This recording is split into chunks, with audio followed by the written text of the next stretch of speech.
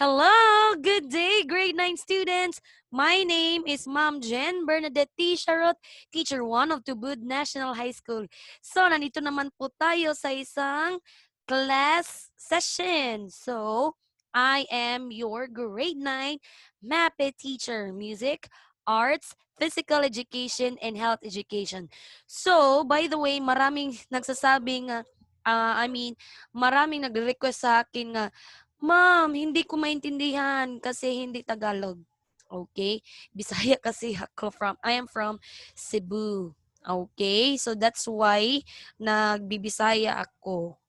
It's because it's intended for my Cebuano learners. But since this is okay, we are going nationwide. So marami palang mga estudyanteng nagle-listen sa akin. So as much as possible, so I will learn to adapt and learn to adjust. Okay, so that's it. By the way, if you are new to my channel, like, subscribe, and hit the notification button to be updated. Okay, every time I post my lesson memos, okay, lessons, okay. So this will be a meaningful and fruitful lessons. Why?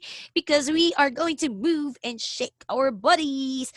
That's right, because we are talking about PE class. Okay, so by the way, I would like to share my screen.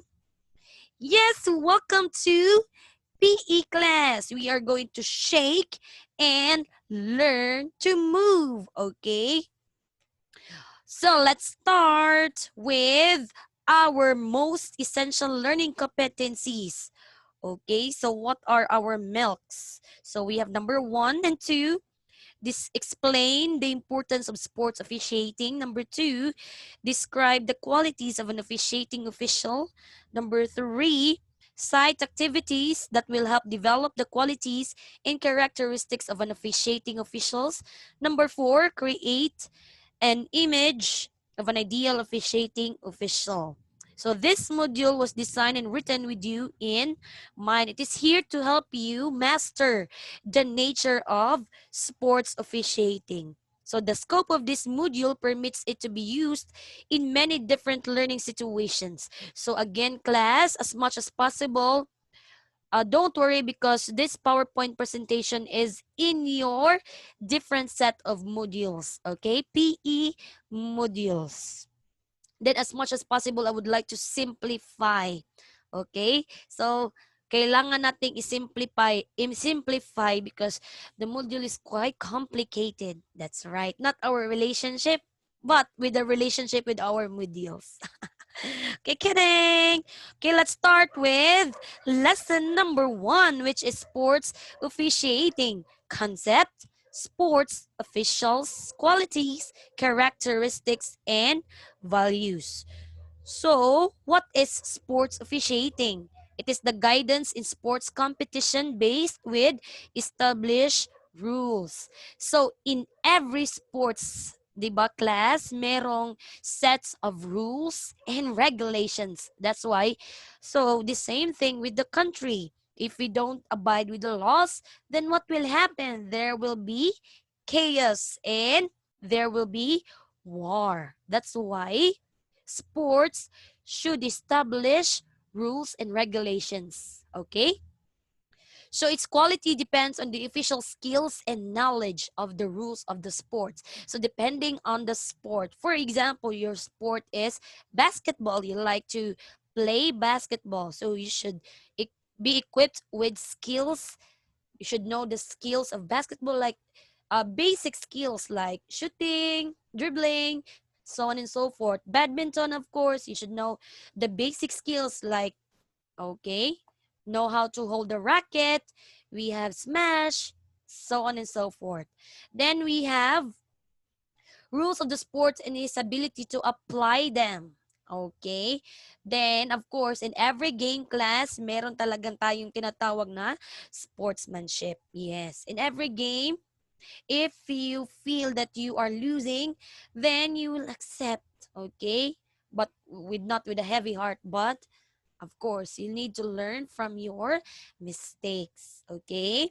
Number 3, it is essential in implementing games and competitions. Okay? Importante talaga ito. Kasi, in order to have a smooth and peaceful sport event. So, walang dayaan, yes, walang mag-aaway sa loob ng playing venue. Thus, official must exhibit overall effectiveness and expertise. So, dapat talaga yung officiating official, dapat meron talagang expertise or mastery. Kumbaga, he or she officiate. For example, if the official know how to play and know how to coach and know how to be a referee. Okay, so of course you need to be equipped with what is basketball, what is the size of the court, like that terminologies. Okay, so that's it. Then class, look at the picture. What can you see and what can you say about the picture? So I want you to write down your thoughts and opinions in your study notebooks, okay? So what can you say about the picture? If you are the referee inside the court, what would you do if this will happen? So ano ang gagawin mo kung ikaw ang yung referee? Okay? So I want you to write down your answers in your modules. So if you're done, here is your ta-da! Very good. Congratulations. Okay? So, what is sports officiating? So, importante itong sports officiating as the sports itself. Ito yung sistema ng pag-maintain ng order and fairness. Walang dayaan, class, in implementing the rules. So, that's why merong rules sa isang sports. Kasi, merong, merong iba mag-a-apply ng dayaan, which is we should need to avoid. Sports officials are accountable for the correct enforcement of laws and regulations. So, with the help and guidance of the officiating official, they should know how to be the implementer of the laws and regulations. Okay, so we have the next at sporting competitions and games. So not only in your school meets, intramurals, but also we have district meets, municipal meets, division meets, district meets, regional meets, and national meets, international meets.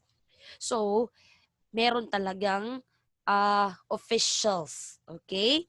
To meet these high expectations and making correct judgments, okay? Kung ano yung hatol and the right decisions, okay? So they have to manifest a great amount of expertise. So dapat equipped ka talaga ng knowledge and mastery of the skills. Okay, next. So, if you want to be an officiating official, you should possess these qualities. So, the most important quality an official must possess is the soundness of body and mind. Okay? So, with great power, class comes with great, that's right, responsibility. Okay? Then, this can be achieved through proper nutrition. So, dapat talaga kumain ka talaga ng tama at wasto. And enough exercise, adequate exercise. Kahit hindi araw-araw, basta maka-exercise kayo, maka-produce kayo ng sweat. Okay? Importante yun. As discussed in your previous lesson. So, the role of an official is vital in any competition. Kasi kung walang officiating official, walang magja-judge, walang magre-referee, at walang larong ma-happen. Anong mahihitabo? Pasensya na, hindi kasi ako marunong magtagalog. Okay? So, it serves as one of the pillars in a sport event. Foundation, yes. Therefore, aspiring officiating official must develop the qualities. So, some of these are the following. We have the first quality, which is the physical qualities. So, dapat class. Okay? If ikaw yung officiating official, dapat meron ka talagang you are physically ready. Okay? Hindi ikaw yung officiating official na mahihimatay lang. Ikaw pa yung officiating official, ikaw pa yung mahihimatay. Okay, that's right. So, what else? So, appearing physical fit in the court, coaches, players, and spectators are more likely to respect. Respect begets respect. The official to officiate the game. Yes. Kung, example class, magluluya ka, ano magluluya ng Tagalog? I forgot. Yung malamya? That's right. Hindi ko kasi alam. Okay. So, ganun. I'm sorry. Then, what else? You need to possess or we have to require the following requirements. We have the BMI, okay, the body mass index, okay, you should know, you should calculate your height, weight, okay, so on and so forth. We have personal maximum heart rate, yung puso mo. Fitness program, yes, kung gaano ka-intense yung workout mo, okay. Then we have nutrition and weight management. Okay, you should know how to maintain your body weight. Ganun. Okay? Next, we have emotional qualities. So dapat class, emotionally prepared ka. Okay, to perform your role in the game. So you should be conditioned in the game since your behavior reflects on the performance of your role. Sports official must exhibit fairness. Okay? Ano yung fairness class? So, dapat fair ka, wala kang pinapanigan. Okay? So, what else? Emotionally ready. So, for instance, class, example, nag-away kayo ng asawa niyo o I mean your boyfriend niyo, tapos ikaw yung officiating official for basketball on the next day. Then, meron kayong argument, okay? Then, what will happen with you in the next day? Di ba, class? Hindi ka magfo-focus as an officiating official. Why? Because your focus is on to something, your personal reasons. Okay, so dapat inside the game, if you will be the officiating official, dapat focus ka sa laro. Okay, that's it. Okay, next we have mental qualities. By the way, today is mental health day. So that's why we should need to, it's very important to take care of our mental health. That's right. So same with physical and emotional qualities, mental characteristics is as important as, well, mental toughness, which pertains to one's mental preparations in officiating a game. So it can be manifested as the official shows focus and awareness of the game. So you should be a master of the game. Yes, para kang isang host sa isang game show. Ikaw yung master. Okay? Mastery or knowledge of the skills, rules, alertness, and vigilance. So, for instance, okay, ikaw yung officiating official sa um, basketball or volleyball. Okay? And then you don't know the scoring system of volleyball. Okay? Ipo-point mo yung punto sa kalaban. Oh no. So that's a big no-no. So you should need to master, okay, your specific game. That's right.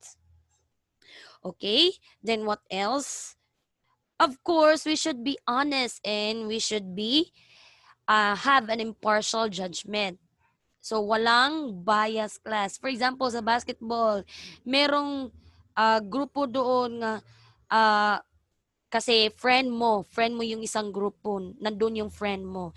At sa isang grupo, wala kang friend doon. Tapos ikaw yung officiating official, ikaw yung referee. So dapat, you should be fair enough. Okay? Even if it's your friend, so dapat inside the game, dapat fair ka. Okay? Next, we have social qualities. Okay? So when we say social qualities, it refers to the ability to act properly with others at any given situation. It is the ability of the official to deal with complaints and disputes without sacrificing the integrity of the game and the whole officiating team. So for example, as what I have shown a while ago, yung picture, yes, merong nag-aaway doon. Merong nag-aaway doon. Okay? I think it's a dispute, okay, between the two teams. So what will you do as a referee? So of course, you should be ready. We should be tough.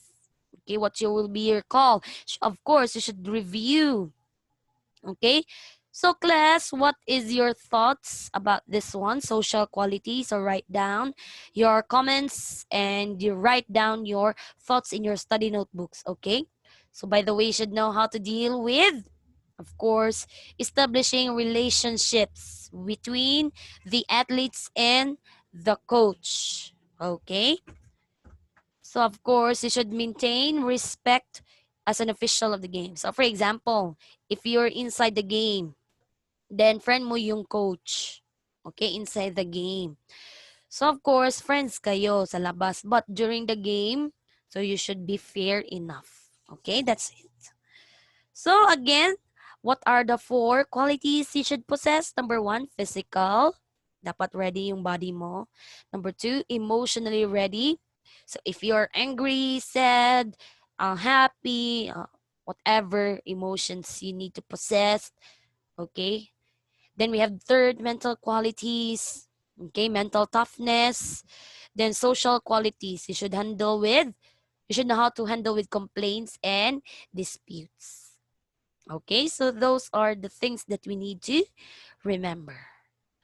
Okay, now let's proceed to the characteristics and values of an officiating officials. So madali lang to. So I need to simplify this one para maintindihan ng lahat. Okay, we have the first characteristic, which is competence. So when we say competence, class, it is the foundation from which other characteristics are formed. It refers to the official's ability to perform his functions efficiently with sufficient knowledge and skills. So there is absolutely no replacement for an official. So dapat, class, if you are an officiating official, dapat updated ka talaga sa rules and regulations of the game. For example, basketball, sa una, ano yung sa una? Okay, in the previous years, okay, so the FIBA, okay, meron dong nakasulat nga rules and regulations. And then, over the years, mag-change na naman yung rules and regulations. Dapat updated ka. So, paano ka maging updated, miss? So, dapat umattend ka ng trainings, seminars, and other platforms, interventions that will hone your skills and mastery. Okay, so you need to be efficient enough. Okay, next, compassion. What is compassion? It is showing the human side of an official when cooling down an overly heated coach. Say for instance, yung coach, okay, mainit ang ulo, ganyan, ganyan, putak ng putak sa'yo. So, what will you do? You should be calm and relax. Okay? And then what else? To avoid heated arguments. So, you need to be calm. Then we have express empathy to the injured athlete. So, if merong aksidente, so, for example, na-sprain ba, meron bang, what do you call this, other injuries, cramps. Okay, so you need to express empathy. Okay, and number 3, the parents and the crowd. Okay, ito yung important. For example, if if you are in if you are officiating a regional meet, for example, Cebu Province versus Cebu City. And then yung home court is Cebu City. Then maraming taong nanonood sa Cebu City at nag-cheer sa Cebu City. Okay? Then ang Cebu Province walang ganong audience. So, and then what will you do? The leading score is for Cebu Province is 1 point. So 199 for Cebu City. So what will you do? So of course, you should not mind with the crowd. Okay? So ganun.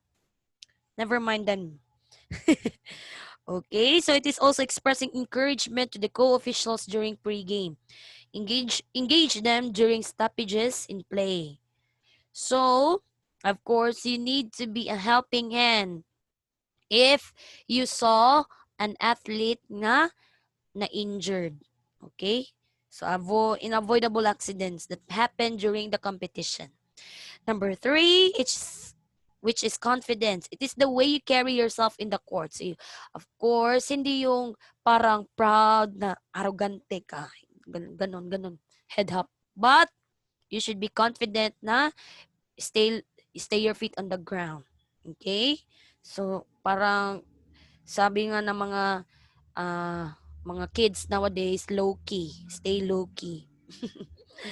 Okay? So, it is the way you carry yourself in the court. It is having learned a great deal of the rules of the game and how to appropriately apply it. Effective officials make time to learn from his movements.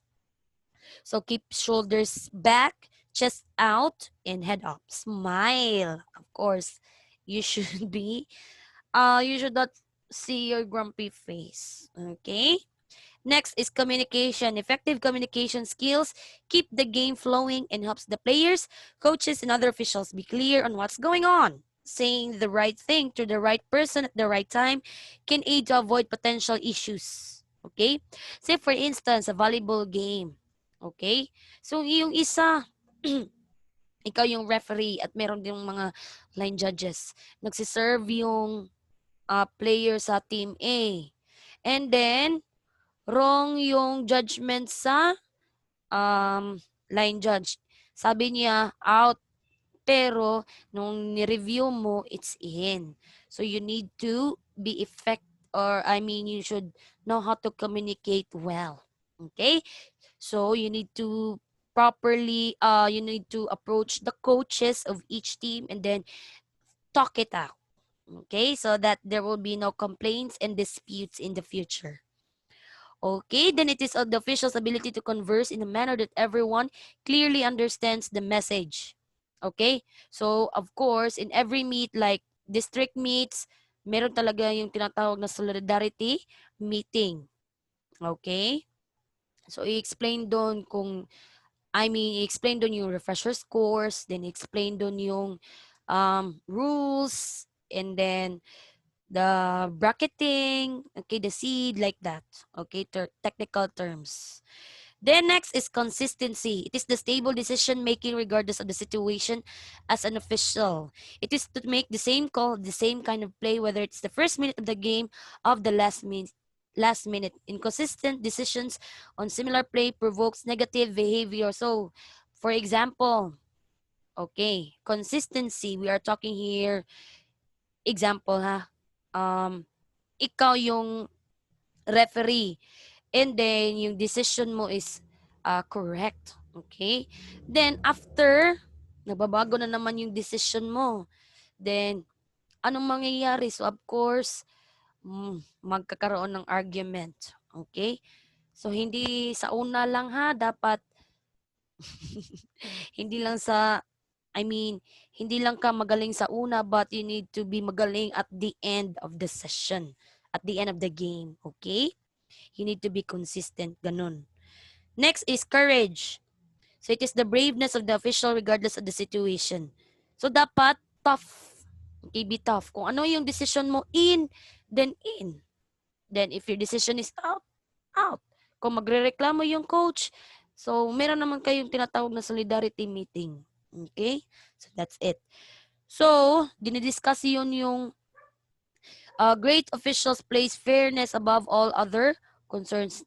Kasi nga, dinidiscuss yung mga rules and regulations. Dapat alam yun ng mga coaches. Okay? That's it. Then next, or the last one, is conviction. According to Merriam-Webster Dictionary, it is certitude, which is the state of feeling certain. It is the ability of the official to believe in his call according to what he or she sees.